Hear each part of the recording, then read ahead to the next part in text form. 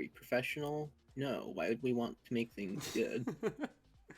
Yeah, very true. So, how are, how are you? I'm pretty good. I know you aren't a fan of. Oh, I just ruined something. That's cool. I know you're not a fan of being up early-ish. I mean, it is basically my bedtime right now. So, Yeah, my parents are going to yell at me for being up. All right, I gotta fix so much stuff right now because I just ruined the Spotify widget. how do you have so much to ruin? uh, Shut up. All right, man, I love how I just get a notification on my phone. Mobile dashboard. You want to make your podcast thing work? I don't know. Okay, 56. Save that. Stream updated. Hell yeah. Now we're good. We're golden. I just dropped a bunch of things. Yeah. Yeah, it's wonderful. But yeah. Um I don't know. Did we talk about what we were going to talk about? No, but I have things to talk about. Cool. All right. I mean, I've that also makes got some chicken. again another episode where I should have gotten some food. Technically, I could get some food right now. Oh my god, what if our podcast became one of those, like, eating A podcasts? mukbang. No, not even that. Like, what if we were just, like, a podcast that, like... Ooh, Hi Nate. How you doing? nuggies. Niggies. Nuggies. I'm gonna quickly run downstairs and grab something to shove in my face. Jake, carry the podcast for like 3 minutes. You got this. I've never been able to carry the podcast. This is why we've had multiple guests where I say absolutely nothing. It's just the guest and Corey going off about random hubbub.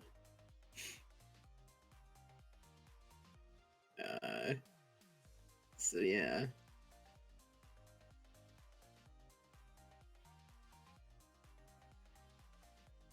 You got 1,990 calories worth of Taco Bell. What would you get from Taco Bell that's almost 2,000 calories?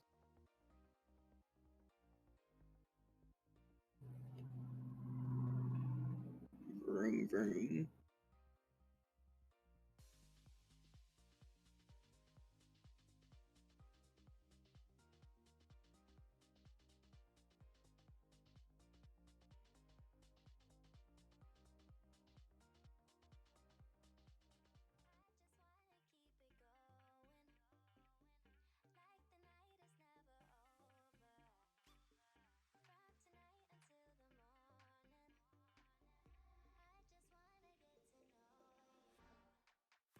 That honestly sounds pretty good right about now. All right, I'm back and I have a Danish now. And Nate, jealous. I'm very I have jealous. no idea what any of those are because I've never gone to Taco Bell, but I'm sure they sound great. You Crunchwrap. can't go wrong with a Okay. quesarito. The Crunchwrap is essentially it's a quesadilla and a Is that the one with the Fritos in it? no, that's the Fritos burrito. Of course it is. But Nate, you know what? Go for it. But like, I it's like a quesadilla and a loaded like beef taco in one. Like it uses a hard shell and everything, and then it has like beef, tomato, lettuce, cheese, sour cream, all that stuff. It's pretty okay. They had the original way that they made it. They had like a lot more to it, but yeah, I usually get the black bean one because I like getting veggies. Ooh, look at the time. Yeah, it's 11:40 Eastern Standard Time. That was a beautiful crossfade. Now I have to find the podcast music. Probably should have had this prepped. Shout out to the black screen, protecting my incompetence. Here we are. All right, Jake. Mm-hmm. It's time for the bit. All right. My mic's on. Yeah. Yeah. Well, anyways. 3, 2, 1.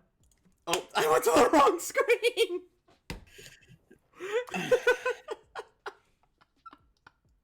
Oh, you still have the glasses on. Get those out of the way. But yeah, welcome to this week's episode of the Pixel Venture Podcast. I'm Corey. And I am 6 achievements away from 100%ing The Witcher 3. Seriously? Yeah. Oh my gosh. What are like the achievements? Because since I'm playing the Switch one, there aren't any. Some of them are like, you know what? I can just look it up. As a reference, I'm 6 away from getting all the achievements, and there's 78 of them. Jesus. I imagine a lot of them are just based on hitting the story beats, though, right? Yeah, yeah, a lot of them are definitely about the story beats. Actually, this is the worst place to look for achievements. I'm gonna open up Steam. Yeah, I was going to say, don't you got just like Steam? Well, you see, I was going to look at it through GOG Galaxy, which is CD Projekt Red's like game browser and game store. That I usually use because you can link everything else to Galaxy. It's like you can link all of your Steam games, you play games, just have them all in the same place. But there isn't actually. You know what? Is there? There is. Okay. So Tradition. I go to the earliest one. Yeah, a lot of them are like story beats. Some of them are more kind of like mini challenges, like defeating an opponent in a fist fight without taking any damage. Killing 5 people in under 10 seconds. Which I imagine when you're at a very high level, that's like super easy. You just yeah, if you like find the low enough level enemies. Some of them, let's see, a lot of them are actually done by completing the Witcher contract. A lot of those will have you know how in like Steam there's like hidden achievements or secret achievements that like won't tell you how to get them? Those piss me off to no end. But yeah, a lot of those are just like the Witcher contracts you can pick up throughout the game. Oh, okay. Let's see, I got 2 achievements at once the other day because there's different achievements for completing the game at different difficulties. And by completing it on Death March, which is the hardest difficulty, I got both achievements for the hardest difficulty and second hardest difficulty. Oh, dope. Yeah. So, like, kill 2 birds with 1 stone. Yeah. So I just skipped the second hardest and just went for the hardest. And then I got 3 different Gwent achievements. Which I was pretty excited about because one of them, you have to win a Gwent tournament, but you have to win, and if you lose, you would have to restart the entire tournament because there aren't any opportunities to save in between games. Damn. How many games so, did you have to do? I think it was like 9. I could like barely wrap my head around 1 game. It is a game for scholars. Let's see, there's another achievement where like you've played Gwent enough to know I know like people listening in might not, but you've played Gwent enough to know like the point system Yes. of like you put down a card and it gets you points. Mm-hmm. I got an achievement where you have to win a round of Gwent with a total strength of at least 187. How? Uh, you need a lot of high point cards. Well, obviously. You, uh, I did this using a Northern Realms deck. I'm gonna get a little Gwenty today. I'm down to get Gwenty for a bit.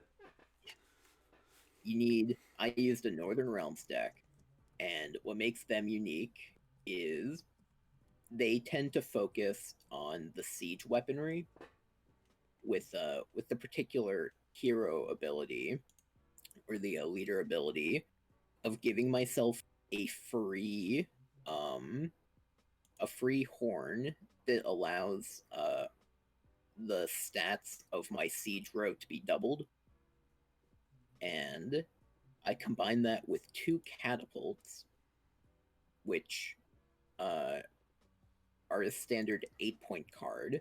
But if you have 2 of them at once, they double each other's numbers. So they're 2 16s, which are then doubled on top of like 4 6-point cards and like 3 different. Yeah, I feel I feel like this is boring. No, I actually think it's really cool because like Each I'm one not. get 2 points. Each one get 3 points. well, I mean, literally, it's a numbers game.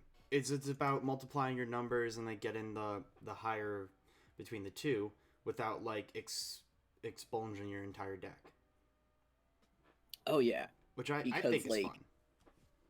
a lot of times, especially uh What earlier in strategy the videos game, when?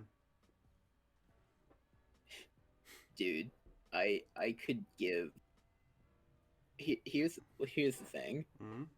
Uh, uh, Gwent strategy videos would have to be different depending on whether you're talking about Gwent from The Witcher 3 or the standalone Gwent game that Mm. also exists that they changed up because Witcher 3 Gwent is absolutely broken to one specific strategy. Mm. Uh, if you want like a guaranteed win, you can do it otherwise, but there's one that makes it really easy because in The Witcher 3 Gwent, uh, there's a specific kind of card called a spy card, and what happens is you give it to your enemy so that they get the card's points, but you get to draw 2 cards in return. And you can effectively, if you get like all of your spy cards and the AI plays nice with you, you can effectively have your entire deck in your hand by like the end of the first round. Damn. And for those who don't know, because you probably might not, in Witcher 3 Gwent, you start with 10 cards from your deck that's like at minimum like 30. Mm-hmm.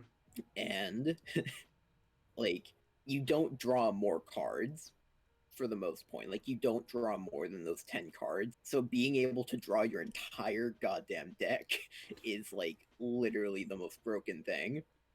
And when the standalone Gwent game first came out, like that's exactly how it was. As And long as you had everybody went with spy. spy decks. Yeah. Because it would literally be a game of like, if you had more spies than your opponent, you won. Just by default, because you could just have more cards that meant you had more points. So they got rid of that in the standalone game. They also got rid of one of the 3 rows. I don't technically remember which one they got rid of. It might have been like Siege, but they got rid of that because, like, if you built your game around a particular row, which in Witcher 3 Gwent, they actually like a lot of the different deck builds require certain rows to be like optimized. But if you used a weather card, it would bring an entire row's all the cards in a row down to 1 point, you could basically ruin someone's game by just having the right weather card. Damn. And so, yeah, they So made a lot of changes. They're both. I couldn't tell you which one I prefer because they're both just like so different. I think I think there's a novelty though with the Witcher 3 version because that's the one that started it all, and like the balance and stuff came later because then it became huge. Like Oh people yeah, actually paid definitely. attention. Um, and like The Witcher 3 Gwent definitely has like a lot of perks to it because um like I honestly think a lot of the different decks are interesting because they managed to make everything focus on a different like aspect of the game. Like the Scoia'tael deck is really good for having um cards that can switch, or they can't switch, but you can choose one of two rows to put it in, which most cards in other decks can't do. So if you have a weather card that like brings all of the cards in like the first column or the first row, the melee range. Um, if you have Biting Frost that brings all of the cards in that to one, then you can put them all in ranged instead, or vice versa. Um, or like the monster deck, which is completely about putting down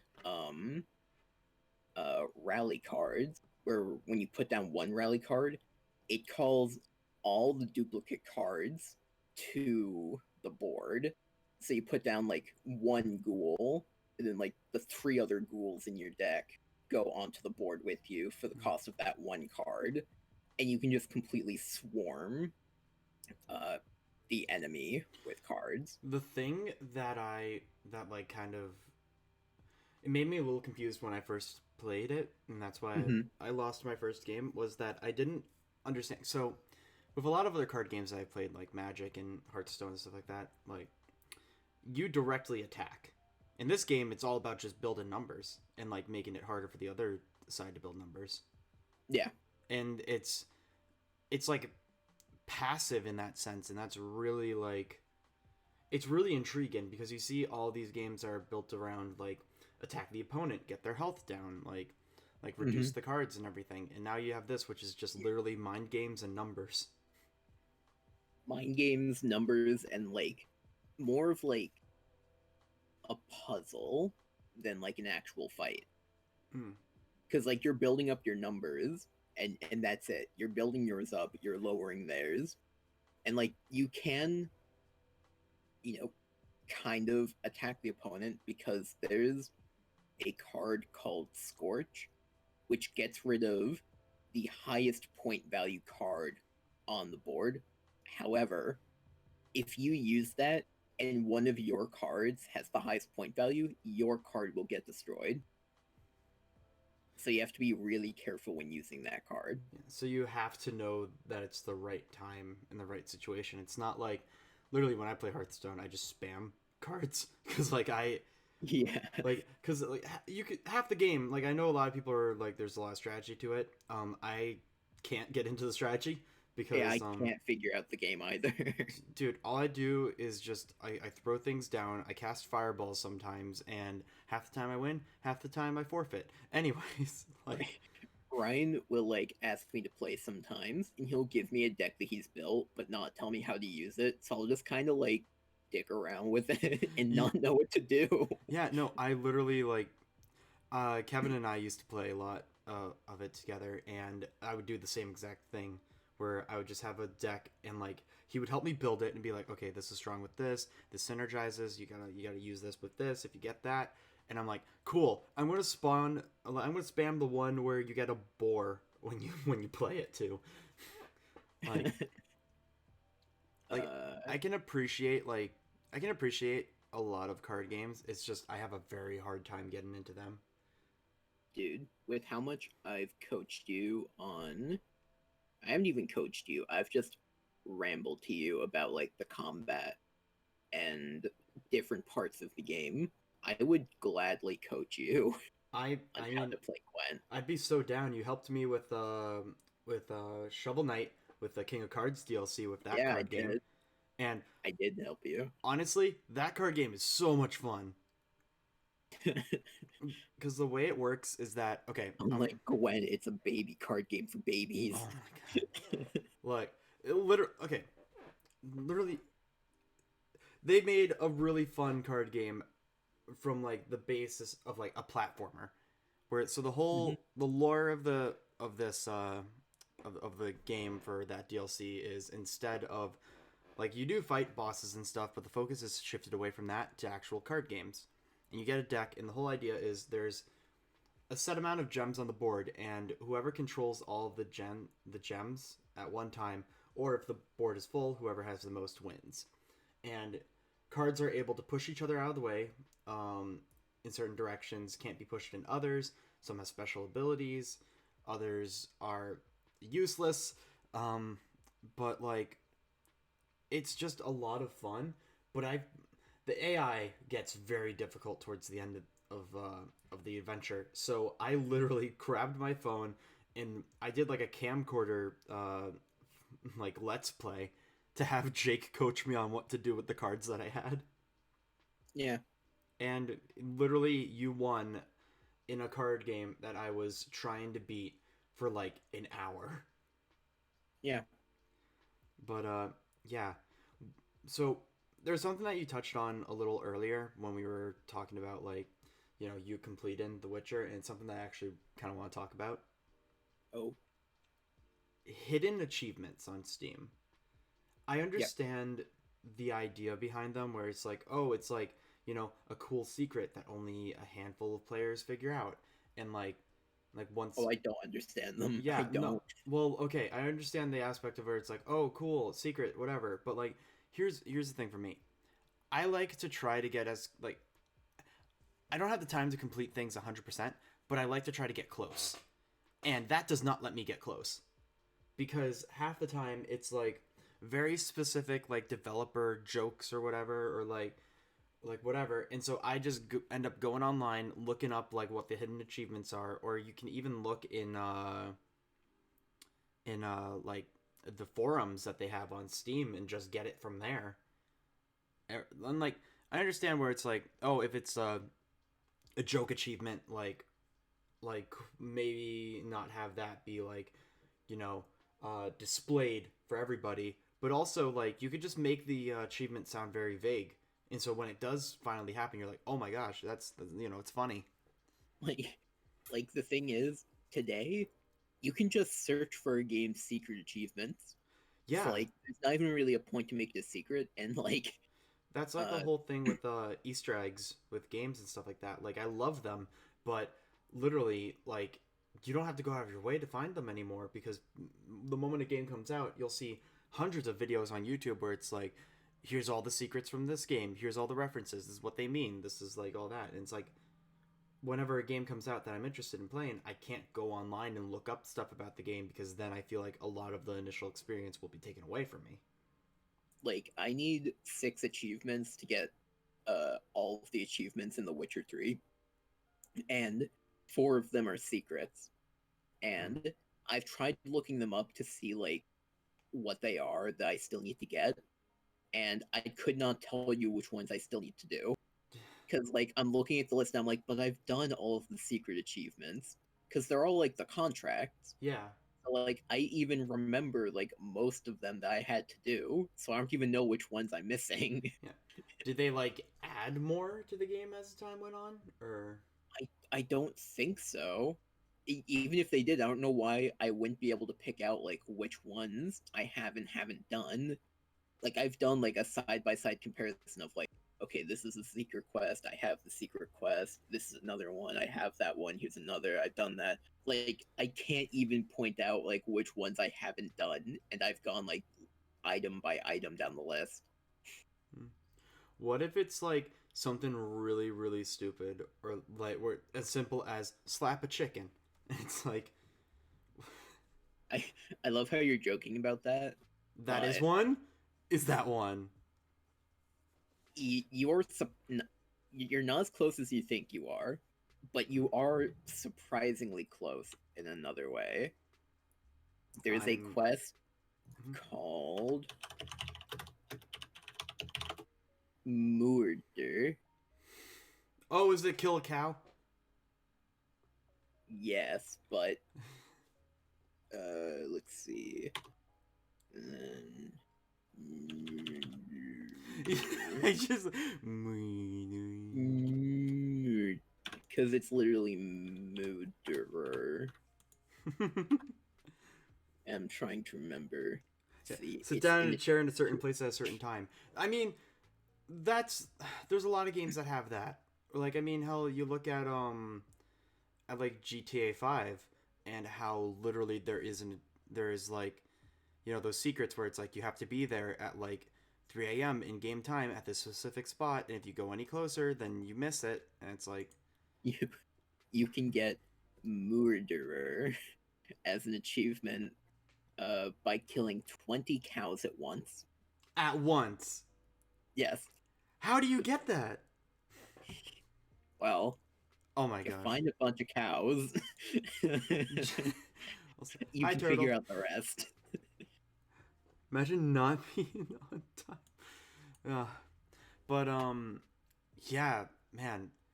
I feel so out of the loop when it comes to like achievement hunting and stuff like that because I used to do a lot of that on PC, but since I've been playing a lot of Switch over the past year, I just haven't been doing it. But like, I don't know. Yeah. I want to try to get back into it. Like once I get this build for the PC and everything sorted out, which is currently on hiatus because of a lot of things I need to pay for. um, Honestly, a lot of how I'm choosing which games I play these days is which one can I 100% the fastest. Seriously, like you're Well, not I'm looking for a playing The time Witcher. sink? Wait, what? You're not looking for a game to like put a lot of time into, or Well, let me put it like this, because I it probably came out wrong. Like part of why I'm playing The Witcher 3 is so I can get all of the achievements, which to be fair, literally required an entire playthrough of the game. hmm. Uh, I want to go back to Elder Scrolls 5 Skyrim because I'm like 2 achievements away at completing it. So like I should just go back and like play it to get the achievements and Is it that. like a feeling of obligation? I mean, it's a game that has 1,300 hours in it, and I am missing 2 achievements. So there's like a level of obligation of like it feels weird to not have it done. That's how I feel about Borderlands 2. With the amount of time that I put into that game, you'd think I'd have all the achievements, and most of them, so literally most of the achievements that I like had to grind out were literally walk around the maps and get all of the like, you know, the fog off of the maps, and heck, I think I believe I have all base game achievements for Saints Row 3 except for the co-op campaign because I haven't found someone to play with. Would you like to? Would you like to? Would you like to? Sure. Oh, oh my goodness. Wait, okay, I need to like look up that video now and play it for everybody because it's While very you do, important. like another game that I want to like get to probably over the summer is Wolf Among Us, because there's some achievements I still need to complete for that game. And so like I honestly would not mind playing through it again, especially with the second game coming out like at some Yeah. point with that confirmed. Yeah, oh my goodness. The moment that that came up, I remember it was during the Game Awards, and I jumped into a call because you were with Ryan, and I was like, Jake! And you're like, oh Oh, my god. I remember seeing like it starts out in like some kind of like alley or like looking out a window or something, and I remember being like, "Huh, this looks a lot like The Wolf Among Us." And then I heard the voice, and I'm like, "There's no way they're making a sequel to The that moment game, I right?" heard Big B, everything just stopped. Everything just I didn't know how to process it then, and I don't know how to process it now. I'm I'm okay. It's like I was completely sold it was never going to happen because Yeah, after Telltale shut down. yeah, but then Skybound picked it up, right? I didn't even know they did that. Because like Skybound finished was it Walking Dead? Like I remember they finished Walking Dead, and then I think a lot of ex Telltale employees went to them.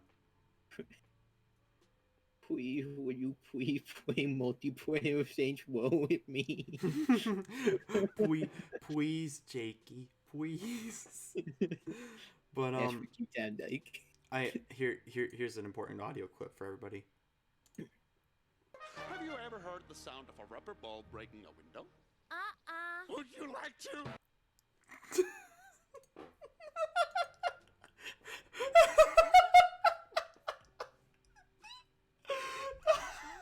I forgot how good it was. Yeah. Dude, I'm sorry. I love that audio clip.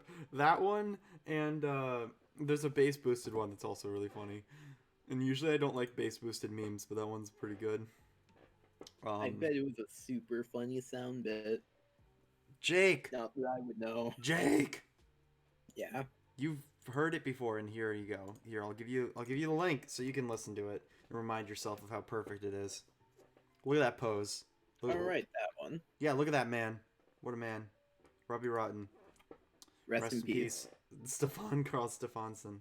Yeah. Who also played the Berserker in For Honor. Yeah. Yeah. Which is crazy to me because it's just like, damn. Like, you think about what was it? You think about like how certain actors and actresses have like those roles that just stick with them and they're known as that. Like I mean, Stefan Karl Stefansson will, for a lot of people, be known as Robbie Rotten, but you'd see like the legacy that they have. Like who's the actor that does Mr. Krabs? I forget. Clancy Brown. Yeah, and like he was in what was it? It was in Shawshank. He was in Shawshank, and then I think was he in Highlander? He might have been, but I also know one, he was Black Hand in Warcraft. And he was I'm forgetting his name, but he was the detective guy in Detroit Become Human. Oh, That's like more recent things. I don't remember most of his older work beyond Shawshank, and technically at this point, part of his older work is SpongeBob. So yeah, that's like 20 years now.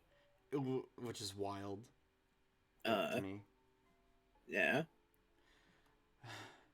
You know what I'm like that's for me, like an actor like that is Rick May. I don't know if you're familiar with his work, but he was the voice of the soldier in TF2, Peppy. Oh yeah. Peppy and Star Fox. He was Dr. M in Sly 3. Like, incredibly important voice actor for me as a kid because I played the life out of TF2 before I like met everybody, like my friends and everything. I like played that religiously, and him and the Demo Man were like the two characters that I played the most. And Star Fox has always been like a very prolific series for me. Rest in peace. It's really unfortunate that he passed away last month.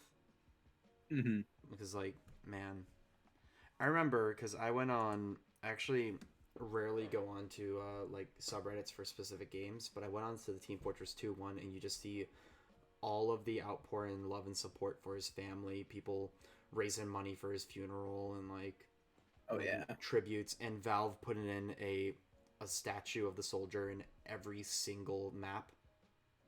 And making I believe they made the salute emote free for a while. And it's like, damn. Speaking of free, in a very unrelated note, in very different tone of note, GTA 5 is free. yeah. Yeah, GTA 5 is free right now off of Epic Games. Yep, I just and their servers completely died. of course they did. They made GTA Like 5 I free. sent you an image. Like I heard that like GTA 5 was going free, and I'm like, no, I'll grab it because I would never give Epic money, but I will take their games. Yeah, and also And like it I sent me to Germany because it and, just didn't know what to do. and I've never like okay. So as far as GTA games go, my experience is is I played GTA 3, GTA Vice City, GTA San Andreas, and nothing else. And that I've is never played a GTA game. oh really? Yeah, Damn. Would I for me, like I never played them in the traditional sense because what I played was I actually pay your played the hooker's respect. I played the mobile ports of those GTA games. I didn't play PC or console. I played with a touch screen and I beat GTA 3 on mobile. That is one of my proudest gaming achievements. Trying to beat Hot Coffee on mobile, that's crazy. It's a crazy like difficult thing to do. It's difficult anyways with the way the game is because it's like was it? It's like so frame perfect because you're on such a strict timer. Like I'm pretty sure I was close to like 2 seconds left on the timer when I got was it? I got the final like stand because you have to drive around and everything. Oop, wait. Recoil and disgust. GTA on mobile is just gross. Okay, here's one thing though. All right, GTA.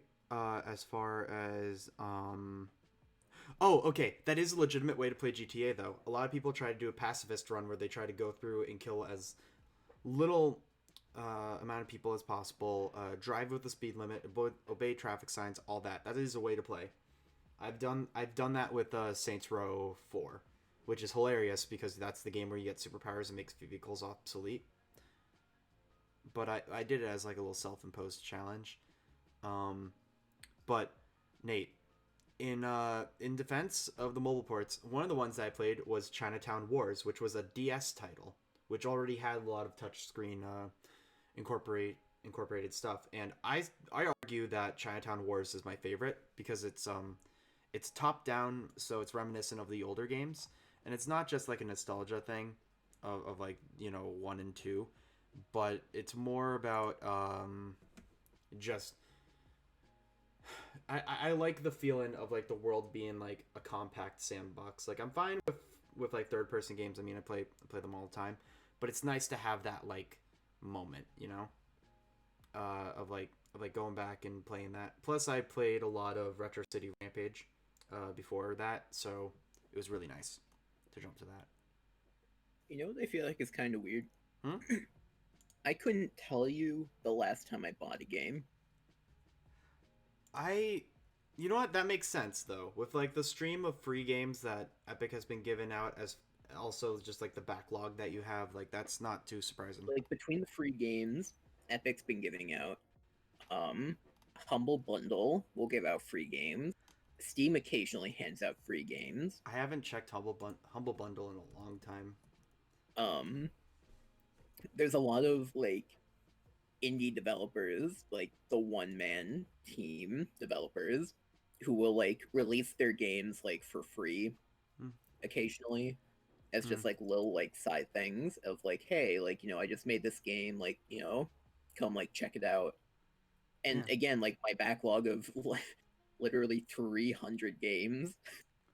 I think I'm like, getting up there too with the games that I need to play. Like I couldn't tell you the last time I bought a game. I'm pretty sure it was like even the last time I bought a game was probably like a Humble Bundle where I got like 20 for the price of like, a sixth of what like a AAA game costs. Oh, hey, speaking of Humble Bundle, Aegis Defenders is free for 24 hours. Exactly. So, I got that like yesterday. Yeah, I'm picking it up. It's good until 10 a.m. So yeah. I only play trash games on my phone. Okay, here's the Fair thing though. enough. Some mobile games are like actually very well done and well thought out. Then you have like the ones where it's like, oh, hit the ball, get in the hole. There's a thing in the way. Now you gotta change it or something like that. Or those ads, you know the ads where it's like I can't get past level 20, and it's just like it's a round hole. They have a circle, a square, and a triangle, and they keep on mashing the triangle against it with like emojis showing that they're upset. Now, the PC Master Race Big Brain Gamer in me wants to make fun of mobile games, but at the same time, I kind of like the real talk. I like the casual and aspect of a lot of mobile games, where it's just like you sit down, you do something mindless while you're waiting for like whatever you're doing, and and that's it. You make a little bit of progress, and like you can see the progress, and you just like feel good about it. You don't need like battle strategies. You don't need to like figure out like your build or anything. You just like, oh, you're playing some game I can't think of. You're playing a video game. You're playing a video game and it's on your phone, and your phone dies and it erases all the save files. Great, epic. I love mobile games. Well, that's why they have a lot of cloud save stuff. Like there's one strategy like stealth game, which I know me and stealth and strategy they don't normally mix, but there's this there's this one game where you're like this space cowboy and you can go through and be real stealthy with it. I'm trying to remember what it's called. It's like space. It was cowboy stealth game. I'm just searching this real quick. Be a cowboy, baby. I fucking love that video. he's just sitting around. I want to be a cowboy, but hell yeah.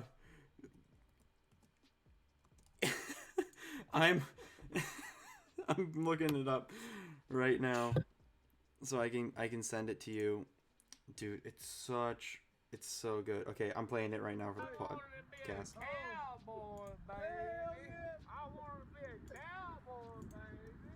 Oh, it's classic. Classic. My goodness.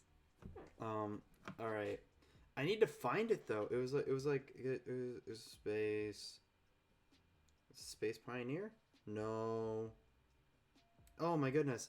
It's going to kill me not knowing what it is. Also, what the heck is BitLife? Wait, is that the one that I think it is? I have Which no one can clue. answer until I look it up. I don't know it actually, which is weird because usually I'm like aware of like a lot of the games in the mobile space. Oh, I've seen it. It's like you like basically get born as a character, and you can like make choices throughout their life, I think. Oh, is it like a text-based type thing or? Yeah. Like I'm looking at like some screenshots of it.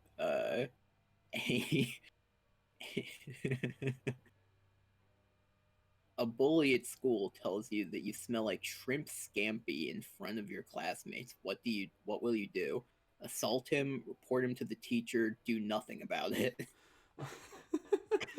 Also, the game that I'm thinking of, it's called Space Marshals.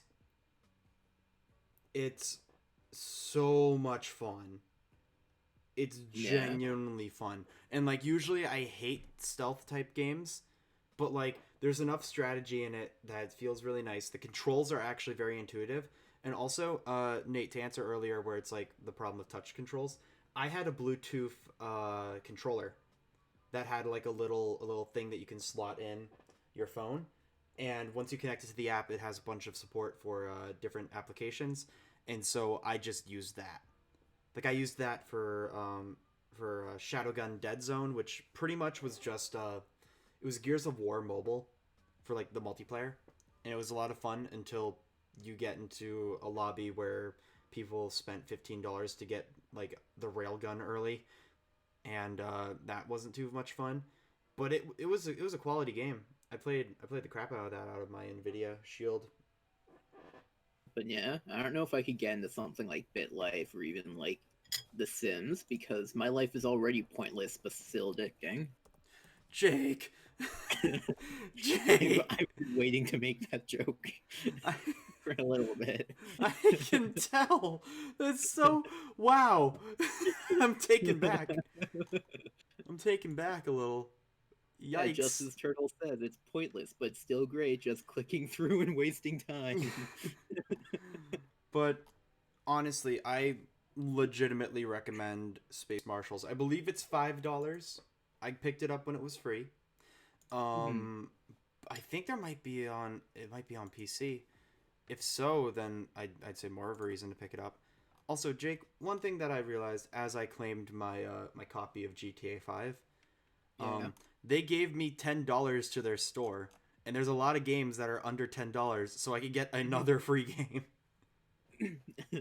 Heck, The Witcher 3 is down to $15, so essentially, if you go on there and pay $5, you get it for $5. But also, why would you support Epic? Why support Epic when you can actually get The Witcher 3 through GOG Galaxy, so that 100% of the money spent on The Witcher 3 goes to CD Projekt Red, developers of The Witcher 3. Bringing it back. Honestly, I really like Galaxy because it is nice to just have everything in one spot. And like the layout's pretty nice, and it even like connects like all of your different friends lists, and will like say like, oh, like here's like, you know, your Steam friends that are online, here's your Uplay friends that are online. Imagine, so it's just like nice, convenient. Yeah, like imagine if that became like more normalized. Like I know there's probably a good number of people that use that service, but imagine if that became like the definitive one where it's like, oh, I see some friends are playing For Honor right now, but also I have some Steam friends who are like, you know, messing around with Inversus, and like you can just kind of communicate through that. Yeah. Ooh, Brittany's looking to play Assassin's Creed again. Oh. Speaking of which, Assassin's Creed, I actually kind of also want to get back into playing it again. I need to play it. Like, I've only played a little bit of the franchise. It's only been in short bursts of like, you know, bugging my cousins to let me use the console. Yeah, Black Flag was really good. I think Brotherhood would be my favorite, just between like Ezio being the best assassin, and I felt like I kind of liked the utility of having like assassins you could just call to do your like killing for you, to like help get guards out of the way without getting like noticed and stuff like that. Damn, I there's a part of me that really wants to like, I want to try to jump into the series. Like, I know it's not considered like a recent title, but it's like, it was a title that made me be like, whoa, I want to play it. I really want to play 3. I know there might be a little bit of contention with it, but like, I want to play that. I want to play 3 Black Flag because I've got to play the naval combat in it, and that was like so good. Like, so good. Wait, which one again? It was Black Flag with the naval combat. Yeah, I didn't hear the Black Flag part, and I just heard Assassin's Creed 3 in naval combat. I'm like, are you a fake fan? Yeah, I love it when you know, you go into into the sleepy bed, and you go back to pirate times, and you see Leonardo da Vinci and George Washington. Leonardo da Vinci and Al Capone. But yeah, 3 was pretty good. Like a lot of the games people don't give enough credit to, because like, I don't remember if we've talked about before, but like Unity gets like a ton of flack for being like really buggy, and like, oh, like, you know, they couldn't get here's a true story about Assassin's Creed Unity, which Mhm. takes place in revolutionary France, they didn't get any French. None of the characters have French accents in it because, as far as I can tell, this is a true story. Because they thought a French accent wouldn't be able to be taken seriously. Really? Yeah, I've heard that's the reason why. But no one in it has a French accent in the English version of the game. Hmm. And apparently people got really upsetty spaghetti about how you couldn't play as a female assassin, and apparently the excuse was it would have taken up too many resources to do all of the animations for Yeah, a female character, like the assets and whatnot. Yeah. which they ended up doing anyway in later games, literally the one after that, Syndicate. It half of it you're playing as. I actually haven't played Syndicate, so I don't actually know, but you can play as a female assassin. I like the look of Syndicate a lot. Oh yeah. Oh yeah, wasn't Unity made free because of the burn-in of was it the cathedral? Yep. Yeah. Yeah, ever since the cathedral burned, it went up free for a time. Yeah. Damn. Man, what was I gonna say? I feel like we definitely talked about Unity at length before. I think it was actually a previous podcast when we talked about Valhalla.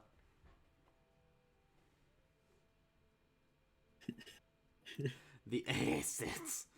Jake. Yeah. You already know what that reminds me of. The slideshow. Oh yeah. With the Venn diagram. I don't feel comfortable talking about it, but let's just say that Jake has helped me. Anyway, if you don't want to talk about it, then let's not. I've never actually played the Assassin's Creed DS games. I know there were a couple. Off the main series. There's one in China. There's another in India. Isn't there another one in Louisiana or something? Because there was.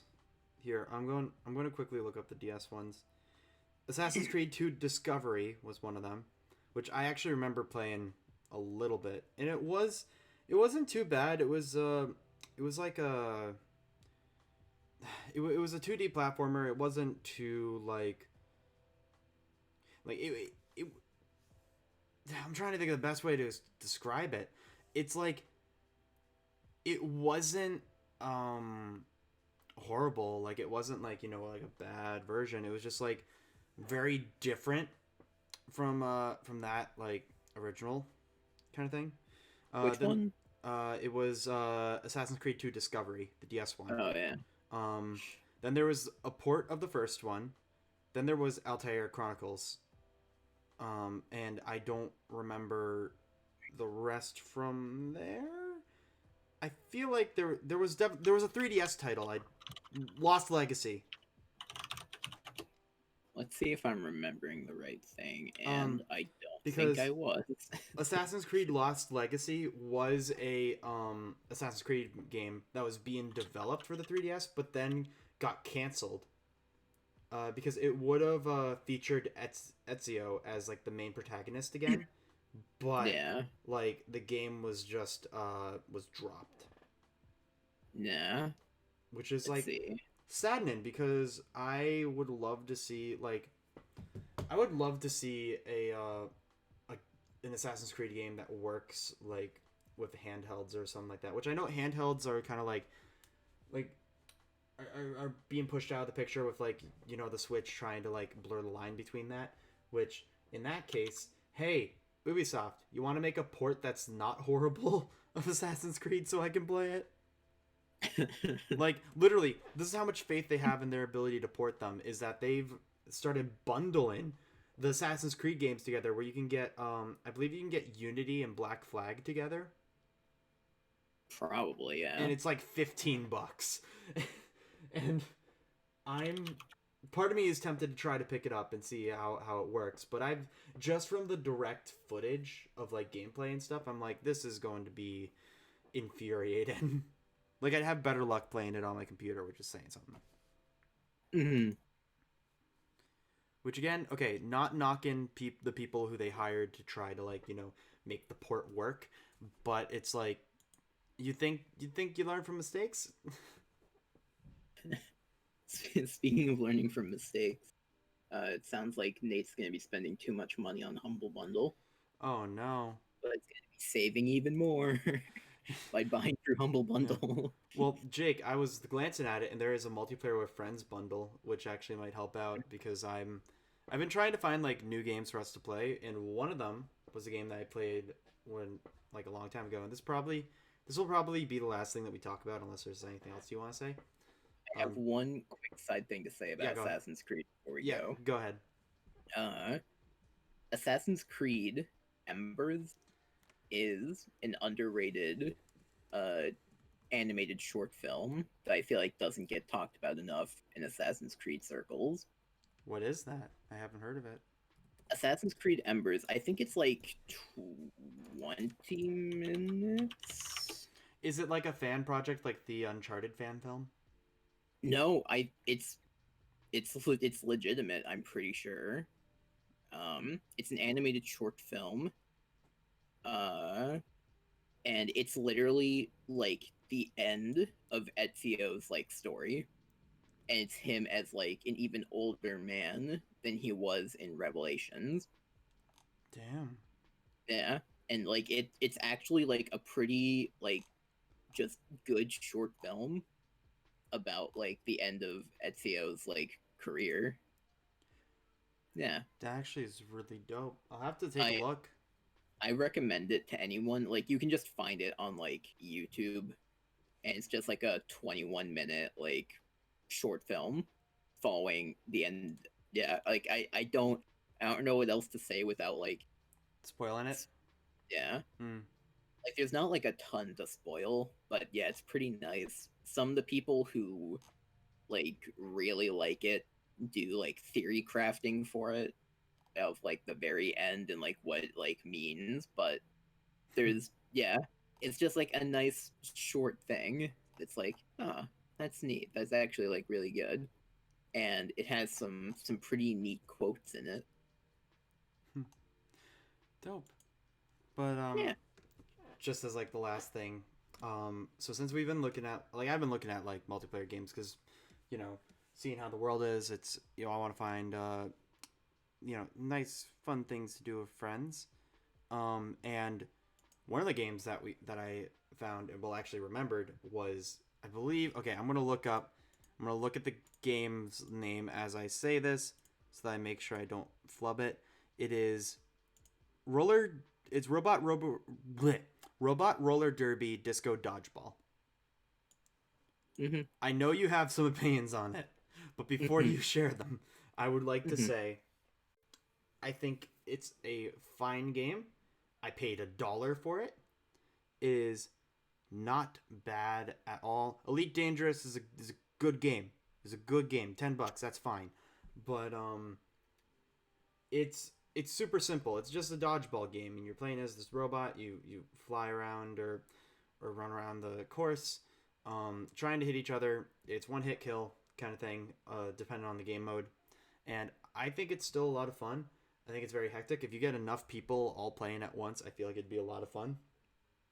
But we did a one-on-one in a death match with items, and it was an experience. It was an experience. You are right about that. So it's the same energy as this. This loads again. This. Have you ever heard the sound I of a can't rubber ball wait to breaking not know what window? this is, because I can't listen to the podcast because I'm listening to your voice over It's cool that you're talking over it. I don't know what you're doing. I was playing the rubber ball sound effect again. Anyways, Jake, opinions. I'm sorry, am I allowed to speak, or you think to degrade the audience? This podcast is deleted. No, it's like, okay, go ahead. I don't need to listen to you. You play with broken items.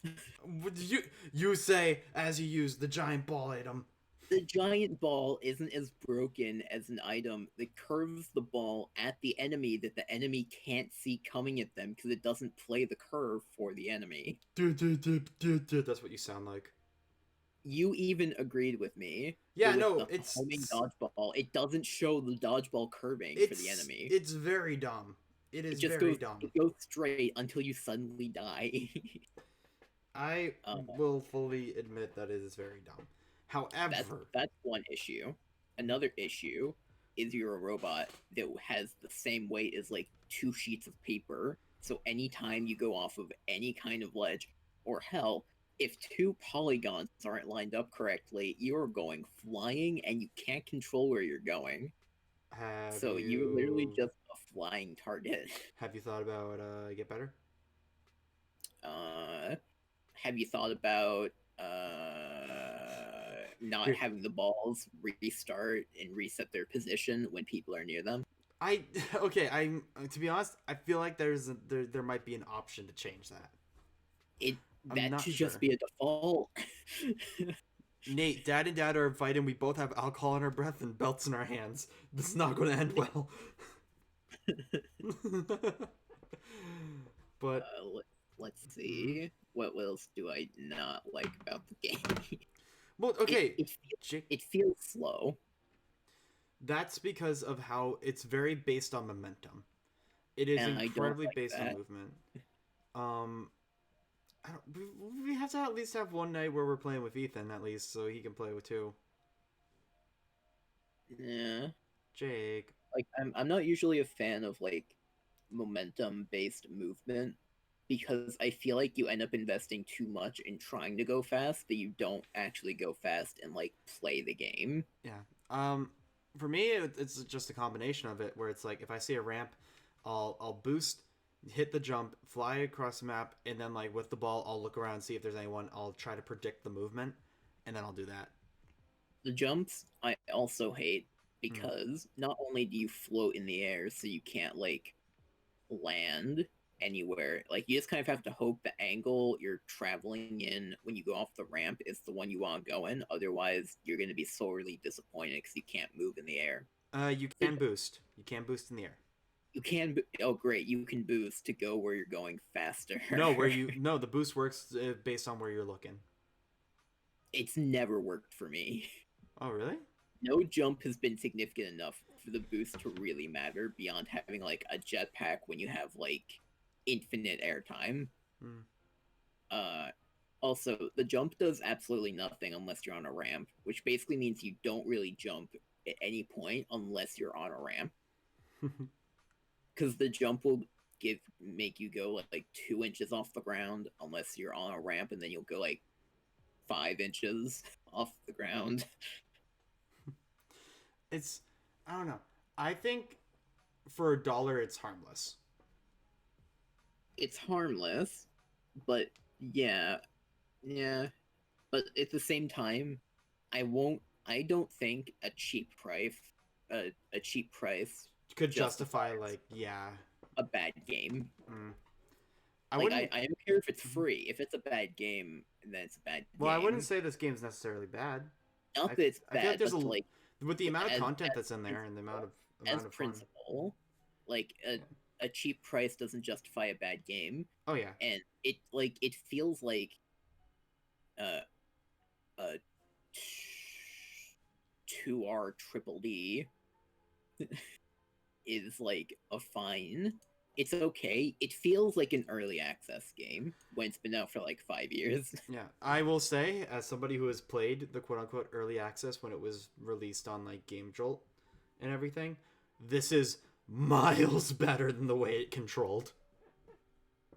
Like, and that's legitimately saying something, because I'll put it this way, Jake. You thought that this was floaty. Oh, alarm! Why'd you do that?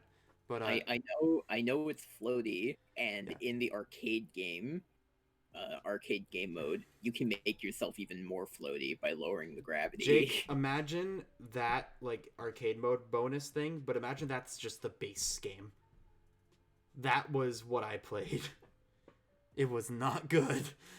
But that's why I'm happy with the way that it controls now, because it feels a lot more natural and a lot more fun. Yeah. Mm-hmm. But yeah. So there's my grievances with the game, among others, but those are my main grievances with the game. I think the main grievance I have with the game, if anything, is actually the catch mechanic. I feel like it's too inconsistent. Sometimes I feel like I catch it perfectly, and then the times where I feel like I shouldn't have caught it, I get it, and then the times that I do feel like I should have gotten it, it just hits me right in the face. Like that, as well as even like the being able to bounce balls off of the one that you're holding. Like you can't move it at all, other than like in the horizontal plane of back and forth. You know what might work better for the catch mechanic? What? Have it set to Q. Like have it be Q, and then when you tap it for like a second, you put your hand up to like catch it, and if it catches, bam, that's the catch. If you use that would be great to have like a visual indicator of like your hands there, and not just like the ring frames that like a ring forms around the ball. Yeah. And like especially since you have to have it like you have to be looking very specifically at the ball. Like you might not have to get like the your crosshairs over it. Like it has to be pretty damn close. It has to be like within so I tried like messing around with it. And it has to be within like this very specific square that's around the reticle, not the reticle itself. Which is confusing. But with the button idea, I wouldn't want to make it so that you can just mash it, because then people would just mash it and you'd always get caught, and that would work. It would be like, press Q. You have like a couple seconds where there's a cooldown. I think that like what they should have done is either allow you to mash it when you have such a brief window so that like there's at least a chance you'll pick it up, or just make the window larger and you can't spam it. You can't do what they're doing now, which is have an incredibly small window and a single chance to get it. Yeah. That's why like I tend to just hold a dodgeball to like my character's chest, because that has proven to protect me better than anything that. Which again, you can't like raise to protect your head, or God forbid lower it to protect your feet.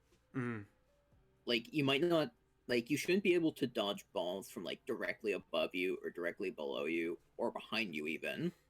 But like you should be able to cover like the majority of the front, since that's literally what you would do in a game of dodgeball. Yeah. That's like one of the two biggest things in dodgeball, I would say, as a gamer who would know about this. It's like you defend yourself with the ball you're holding, and you catch the enemy's balls. Yeah. Like those are like two of the biggest things in dodgeball beyond throwing the ball. Yeah. But like it feels like those take such like a sideline role in the game that it's like it's just a shooter with dodgeball. Because the game does it has the same system that I would say like a game like Bulletstorm would have, where like it encourages you to get fancy with the shots, like shoot while you're jumping, bounce it off the wall, catch someone's ball, and then immediately shoot at someone else to get a kill, like that kind of thing. Yeah.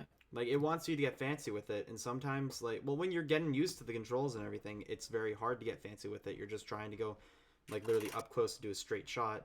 But like when you do land like a long shot, or you bounce off the wall and you hit someone from behind, and it's like it's satisfying because you feel like you're getting a handle of the physics, and then it happens to you and you're like, this game is BS.